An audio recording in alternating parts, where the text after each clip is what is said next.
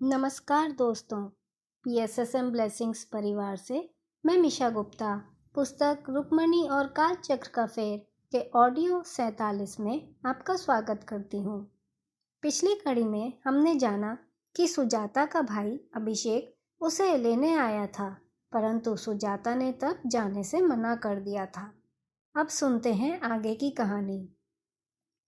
एक सुबह सुमति मुझे बताने आई कि माता ने उसे अभिषेक को एक संदेश भेजने के लिए कहा है कि वह 1 महीने में मुझे लेने आ जाए। तो वास्तव में मैं जा रही हूँ। क्या बात है सुजाता? तुम्हारे भाई के आने के बाद से तुम पर दुख के बादल छा गए हैं। क्या तुम अपने परिवार से मिलकर खुश नहीं हो?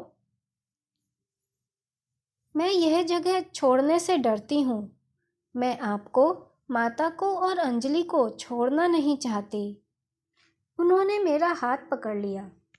सुजाता, तुम हमें छोड़कर नहीं जा रही हो, परंतु जब तक तुम दुनिया में जाकर स्वयं को परखती नहीं हो, तब तक तुम सच में नहीं जान सकती कि तुमने यहाँ क्या पाया है। यह स्थान माता की उपस्थिति से ओतप्रोत है और यहाँ उत्थान अनुभव करना सरल है।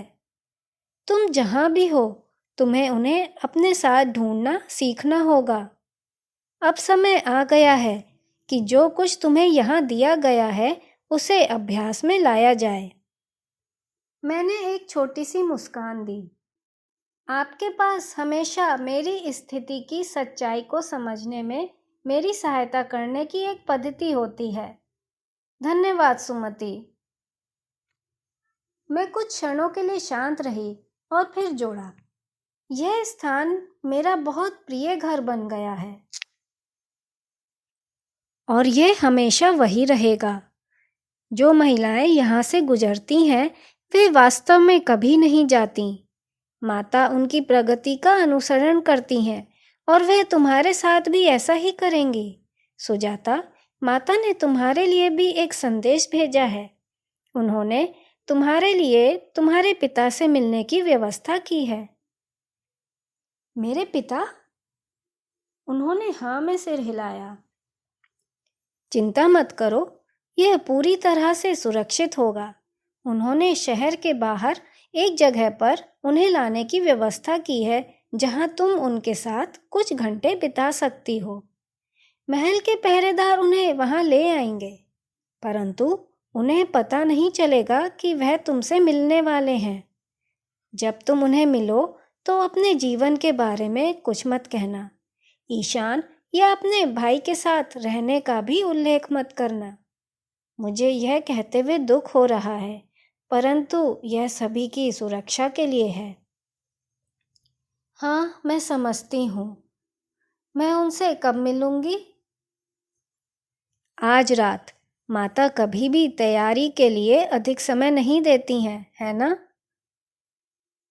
यही उनकी पद्धति है ना? अप्रत्याशित घटनाओं से भरी। कोई नहीं जानता कि वे आगे क्या करेंगे, परंतु चिंता मत करो सुजाता, वह तुम्हारे पिता हैं, इसमें क्या तैयार होना। मेरा मन दौड़ रहा था, विभिन्न चीज़ों के बारे में सोच रहा था जो मैं संभवतः उनके लिए अपनी देखभाल व्यक्त करने के लिए कर सकती थी।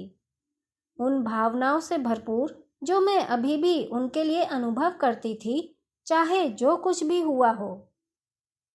क्या मैं उनके लिए कुछ भोजन बना सकती हूँ?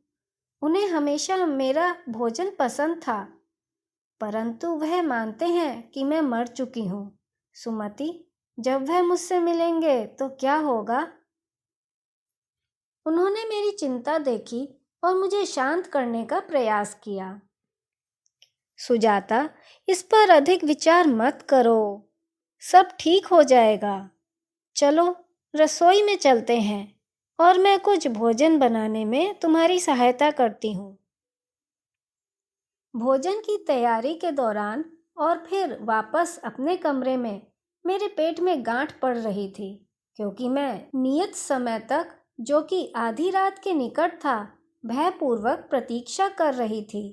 सुमति ने किसी को मुझे लाने और रथ तक ले जाने के लिए भेजा था। जो महिला निवास के द्वार के बाहर प्रतीक्षा कर रहा था। ऊपर देखते हुए मैंने पूर्णिमा को देखा और समझ गई कि माता ने उस रात को हमारी भेंट के लिए क्यों निर्धारित किया था। आकाश में चंद्रमा की रोशनी के साथ हमें अंधेरी ग्रामीण सड़कों पर अपना रास्ता खोजने में कोई कष्ट नहीं होगा।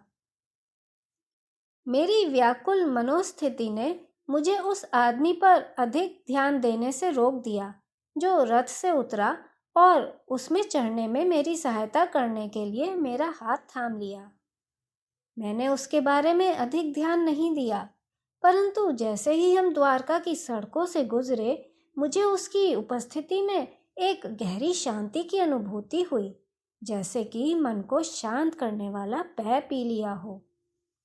पिछले कुछ घंटों की मेरी घबराहट दूर हो गई।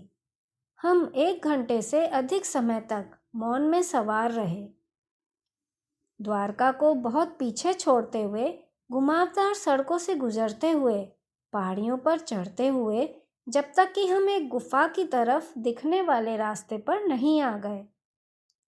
जब उन्होंने मुझे रथ से नीचे उतारने में सहायता की और मेरे द्वारा तैयार किए गए भोजन की टोकरी मुझे सौंपी, तब तक मैं पर्याप्त शांत अनुभव कर रही थी और जो कुछ भी मेरी प्रतीक्षा कर रहा था उससे मिलने के लिए तैयार थी।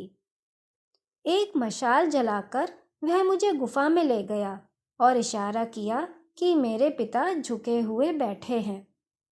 उसने कहा कि वह बाहर मेरी प्रतीक्षा करेगा, परंतु हमें भोर तक लौटना होगा। वो पहले शब्द थे जो उसने मुझसे बोले थे। मैंने उससे मशाल ली और धीरे धीरे अपने पिता की ओर कुछ कदम चली, जो अब उस आदमी की मात्र छाया थे जिन्हें मैं बचपन में जानती थी। अपना चेहरा ऊपर उठाकर उन्होंने अपने नेत्र बूंद लिए और मैंने देखा कि उनमें भ्रम व्याप्त है। पिताजी, मैं हूँ मालिनी। उनके सामने जमीन पर बैठते हुए और उनकी कुबड़ और कमज़ोर आकृति पर अपनी दृष्टि दौड़ाते हुए मैं यह देखकर चौंक गई कि उनका चेहरा कैसा हो गया था। कैसे उनके बाल, जो कभी इतने काले और प्रचुर मात्रा में थे, अब अस्त व्यस्त, विरल और भूरे रंग के हो गए थे। आयु में इतने बूढ़े नहीं थे, परंतु वह दिखने में बूढ़े हो गए थे। दुख ने अचानक मुझे जकड़ लिया, क्योंकि मैंने सोचा कि मेरे जाने के बाद उनका जीवन कैसा रहा होगा। मालिनी की मृत्यु हो चुकी है। नहीं पिताजी, मैं जीवित हूँ, निश्चित रूप से जीवित हूँ। उस रात मैं भाग निकली और बहुत दूर चली गई। मैंने अपनी बाहों को उनके चारों ओर रखकर अपना सिर उनके सीने से लगा दिया। मैं आपकी मालिनी हूँ, देखिए, मैं असली हूँ, कोई भूत नहीं।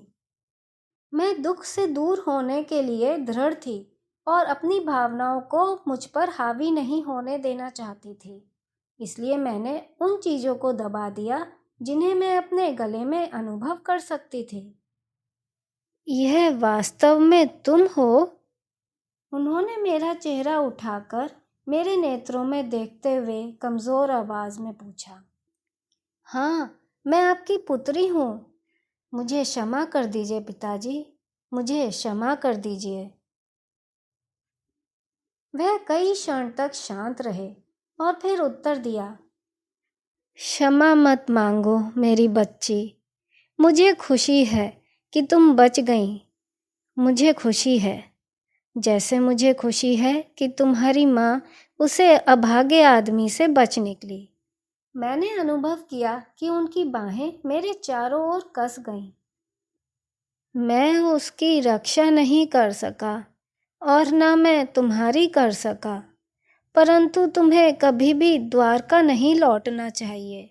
यदि तुम उसे मिली तो वह तुम्हें मार डालेगा। मुझे पता है पिताजी। मैं फुसफुसाई और अपना सिर फिर से उनकी छाती पर टिका दिया। मैं कई क्षणों तक ऐसे ही रही और फिर उन्होंने मेरे चेहरे को अपने हाथ में उठा लिया। मेरे नेत्रों में देखते हुए उन्होंने स्थिर स्वर में कहा, तुम मुझे अपने जीवन के बारे में कुछ मत बताना।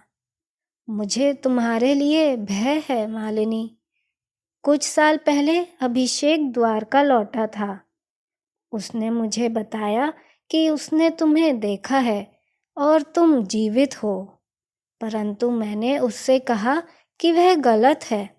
उसने कहा कि वह तुम्हें खोजना नहीं छोड़ेगा, परंतु मैंने उससे कहा कि रहने दो, अभिषेक एक अच्छा पुत्र है।